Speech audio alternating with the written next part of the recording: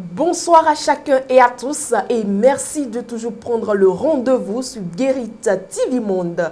Dans le système éducatif, l'utilisation du téléphone portable par les élèves est interdite.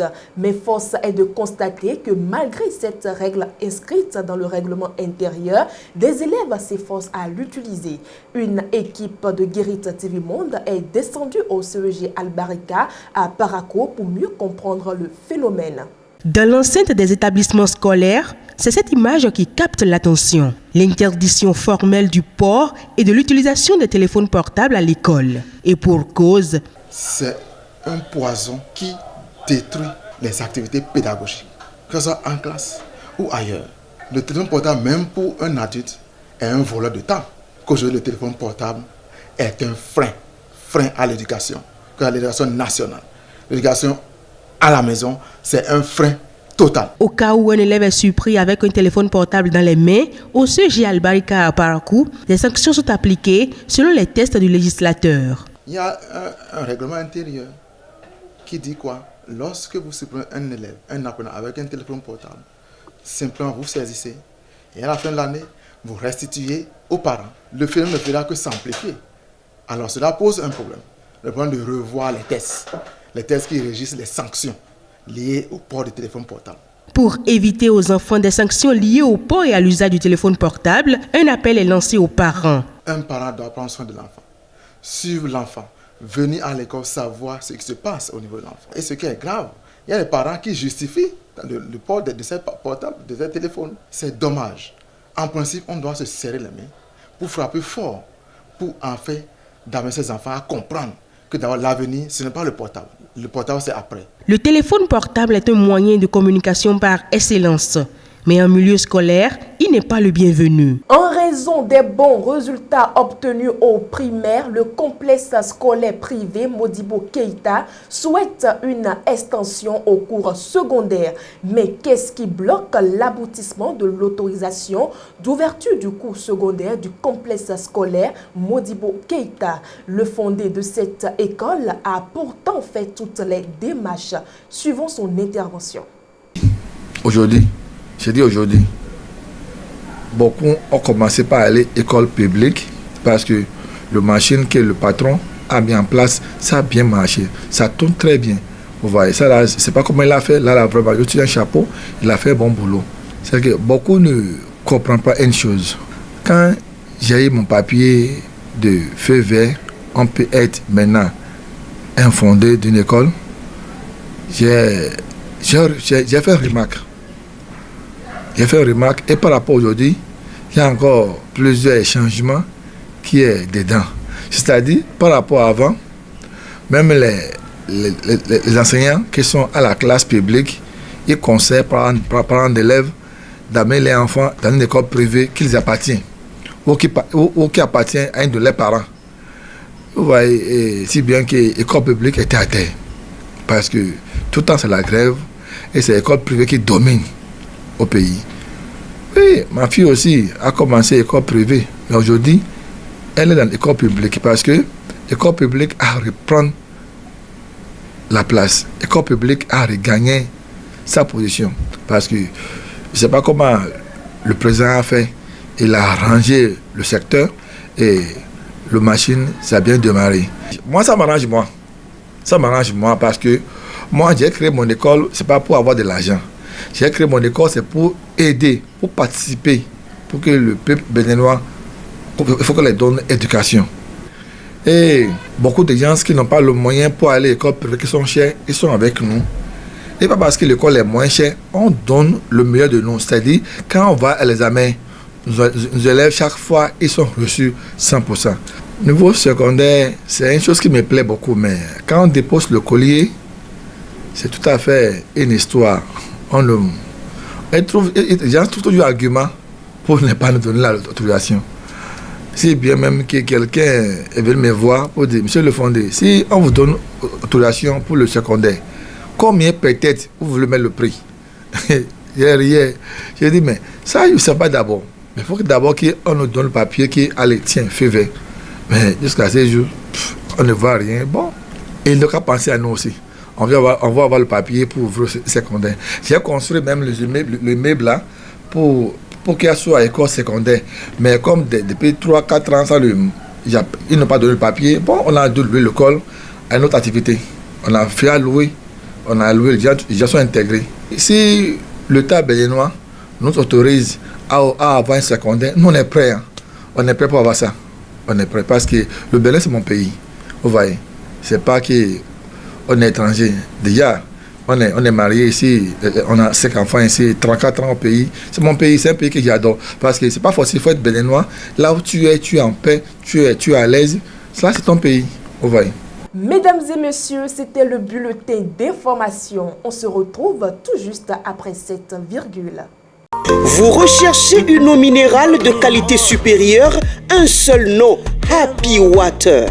Avec Happy Water, découvrez le plaisir de boire, la joie d'étancher votre soif. En vente à 1000 francs CFA le pack aux établissements altruistes 6 à Porto Nouveau, Pau-Belle-Gare, rue de la CNSS. Entrez dans le circuit de vente de l'eau minérale Happy Water en nous contactant au 00229 52 38 36 52. Happy Water, la source de vie. C'est le moment pour nous de passer à la chronique du jour avec le chroniqueur Mas Gaspard Adjamoussi.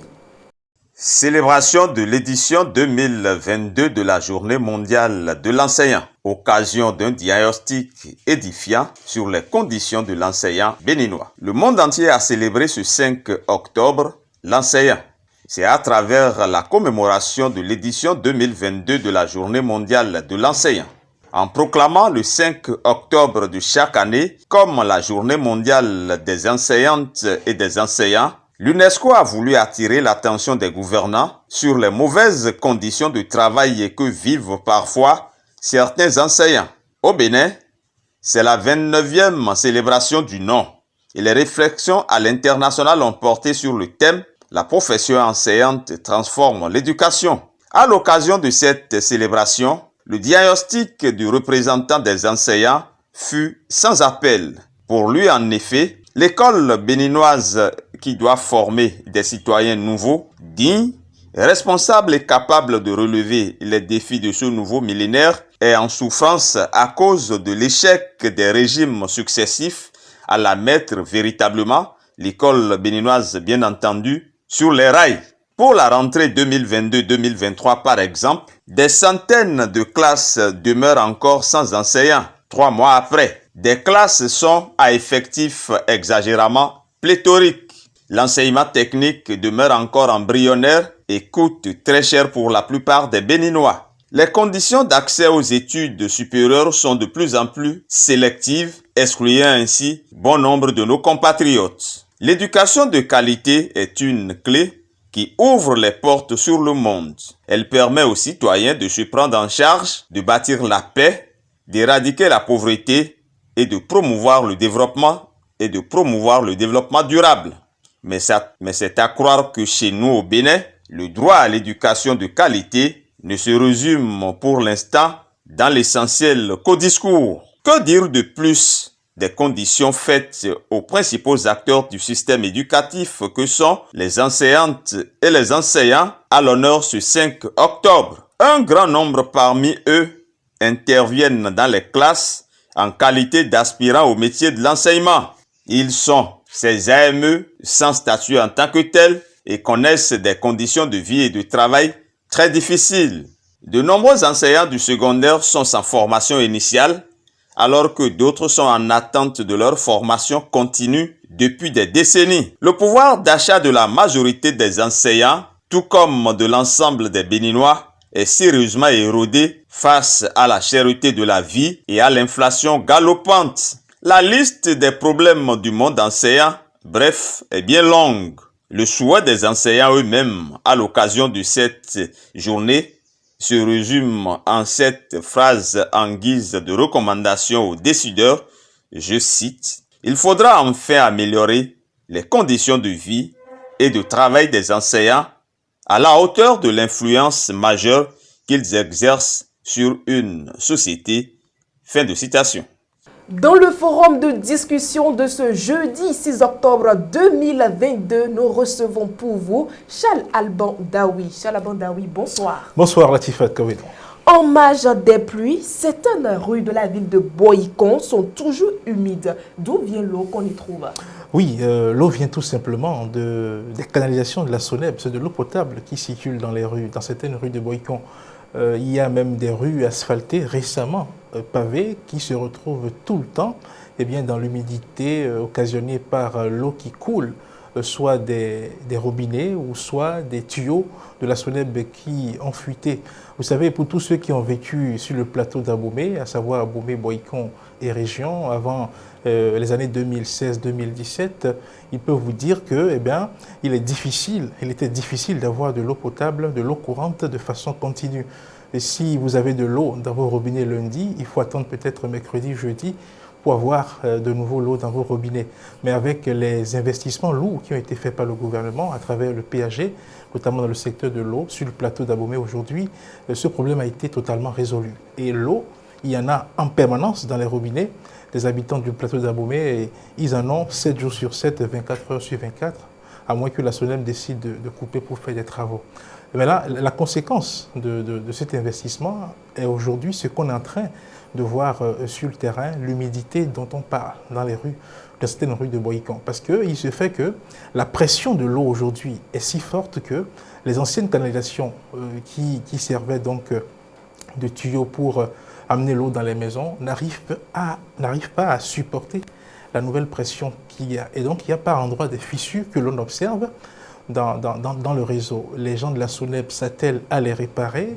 Malheureusement, quand on répare quelque part, il semble que la fissure va ailleurs. Et donc, cela fait que vous verrez dans certaines rues tout le temps de l'eau. Et quand vous cherchez l'origine de l'eau, vous finissez par découvrir que c'est peut-être un tuyau qui a fuité, un tuyau qui a connu une cassure.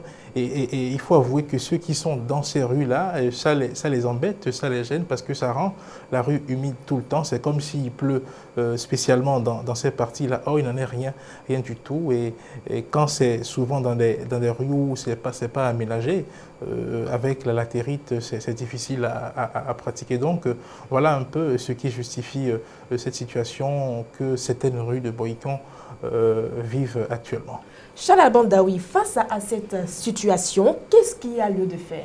Vous savez, le gouvernement a fait beaucoup d'investissements dans le secteur de l'eau, j'ai dit tantôt sur le plateau d'Abomey. Mais quand on est dans ce genre de situation, si les investissements ont entraîné, si je dirais ce fait qu'on n'attendait pas, il revient donc au gouvernement de mobiliser encore d'autres fonds pour réparer ou bien pour changer les canalisations, pour changer tout ce qu'il y a de vétuste. Parce que il y a de nouvelles canalisations qui ont été posées, certes, après les investissements, mais il y a les anciennes qui restent là et qui, comme je l'ai dit, ne supportent pas visiblement la forte pression de l'eau aujourd'hui, et ce qui fait qu'on vit cette situation. Donc, c'est un investissement qui a été fait, mais qui appelle encore, je dirais, un nouvel investissement. Nous espérons que le gouvernement saura mobiliser les moyens à temps pour régler ce problème-là, parce que si on a mis de l'argent pour produire de l'eau potable, il n'est pas bien que cette eau potable-là soit déversée comme ça dans les rues. Cette eau potable-là n'aille pas directement chez le consommateur final, et que ce soit dans les rues que l'on constate que l'eau coule du fait de la cassure des tuyaux, du fait de la défectuosité des tuyauteries existantes. Donc, pour conclure, il faut simplement dire que l'investissement fait par le gouvernement et qui est à saluer appelle encore un nouvel investissement en ce qui concerne les tuyauteries. Merci à vous, Charles Alban Daoui. C'est moi qui vous remercie. Mesdames et messieurs, c'est la fin du forum de discussion. Passons tout de suite à votre rubrique « Quand les temps sont durs, que faites-vous » Au début, tout allait bien. Et elle décide de me laisser cabine. C'est pas grave. Au début, je vais me plonger un peu dans l'alcool pour 2 jours. Et après, ça va passer. Puis je prends mon balle en passant. Je ne commence pas à me battre. Mais quand l'arbre va fleurir, il ne faudrait pas qu'elle revienne. Parce que quand elle va revenir, il y aura une autre qui va prendre sa place. Clair et net. Avant de mettre un terme à cette émission, voici la vidéo du jour. Ba.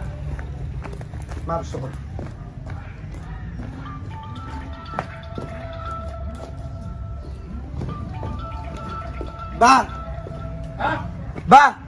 Il y a un téléphone qui a sonné. Il y a un téléphone qui a sonné. Il y a un téléphone qui a sonné. Il faut couper. Attirez. Il faut couper.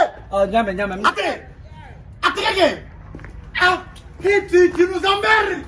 Il faut couper.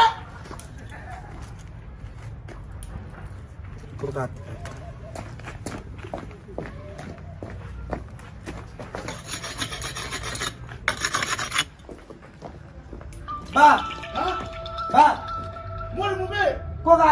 Il faut couper ça. Quoi couper?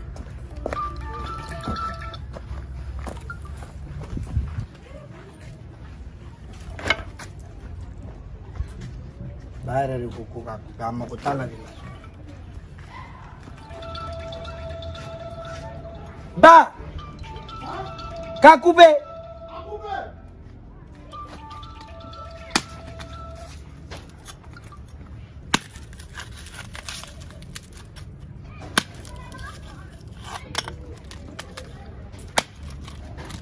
Ba, n'a coupé.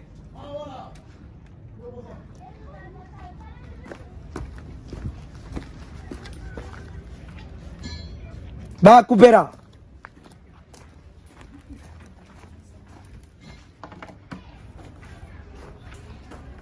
N'a coupé. Kunguruda inflène. Kunguruda inflène coupé là. N'a tigɛ fila hali si ma bonya ni si. Mori. K'i ka tigɛ ne ka téléphone tɛ tigɛ fila de.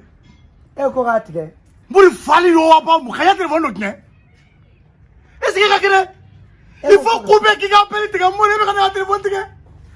Mori est-ce que ka kɛnɛ? Fɛn bɛrɛ o. Mori ne tɛ.